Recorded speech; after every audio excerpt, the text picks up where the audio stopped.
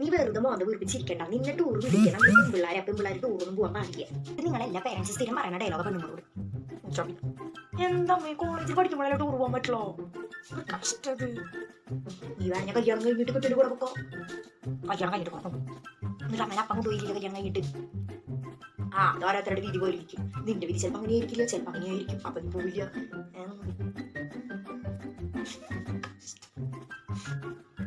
കാര്യത്തിന് വാശി പിടിച്ചിരിക്കണ്ട. നിന്റെ ടൂർ എന്തായാലും വിടാൻ പോവില്ല. മനസ്സിലായ? ഈ കല്യാണം കഴിഞ്ഞിട്ട് എങ്ങോട്ടാന്ന് വെച്ച പൊക്കം ഇവിടെ ആരും തടയാൻ വരുന്നില്ലല്ലോ. എന്നോട് ഞാൻ ആരും ഉണ്ടാവരുത്. എനിക്ക് ഇവിടെ ഫുഡ് പോലും വേണ്ട. ഞാൻ ഉപവാസം എടുക്കും. ഞാൻ ഒന്ന് കഴിക്കാൻ വീട്ടിൽ.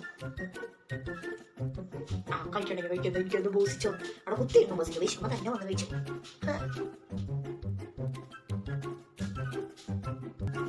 ചായ കുടിക്കണേ നീ? എനിക്കത് വേണ്ട ചായ. അമ്മേനെ കുടിച്ചു. ഞാൻ മതി. പപ്പ കടയിൽ പോയി വന്നപ്പോ പഴംപൊരിയും വടയും പിന്നെ എന്തുകൊണ്ട് കയറില്ല. അങ്ങനെ ഷവർമ്മ അതൊക്കെ വാങ്ങിച്ചോണ്ടുണ്ട്. എനിക്ക് വരുന്നില്ല.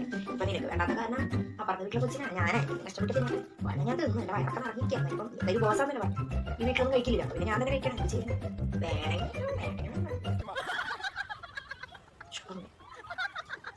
വേണമെങ്കിൽ വേണ്ട. ഉപവാസമൊക്കെ പിന്നെ കൊടുക്കാം. ഞാൻ വരാം. അല്ലടി കുഴപ്പമില്ല. നീ ഉപവസിച്ചോ. ഉപവാസമൊക്കെ എടുക്കണം നല്ല കാര്യങ്ങൾ. അത്രയും ഫുഡ് കുറഞ്ഞു കിട്ടൂല വീട്ടിൽ. ഉപവസിച്ചോ കുഴപ്പമില്ല. അത് വേണ്ട. അമ്മ ഒരു കാര്യം എത്ര കാര്യമായിട്ട് പറഞ്ഞ സ്ഥിതിക്ക് ഞാൻ അനുസരിച്ചില്ലാന്ന് വേണ്ടാലോ. ഇപ്പൊ തൽക്കാലം ഫുഡ് കഴിക്കാം. ഫുഡിനോട് നമ്മൾ അങ്ങനെ അതിർത്തിയൊന്നും വിചാരിക്കാൻ പാടില്ല. ഫുഡ് നമ്മൾ ഒഴിവാക്കാനും പാടില്ല. സാറി പിന്നെ അമ്മനെ ഞാൻ അമ്മ പറഞ്ഞതിനനുസരിച്ചില്ലാന്ന് വേണ്ട. അയ്യോ എനിക്ക് യാതൊരു സംഭവമില്ല മോളെ. നീ ഉപവസിച്ചോ. കുഴപ്പമില്ല കഴിക്കാം. മോളെ കഴിച്ചു. അയ്യാ നീട്ട് പോക്കട്ടെ.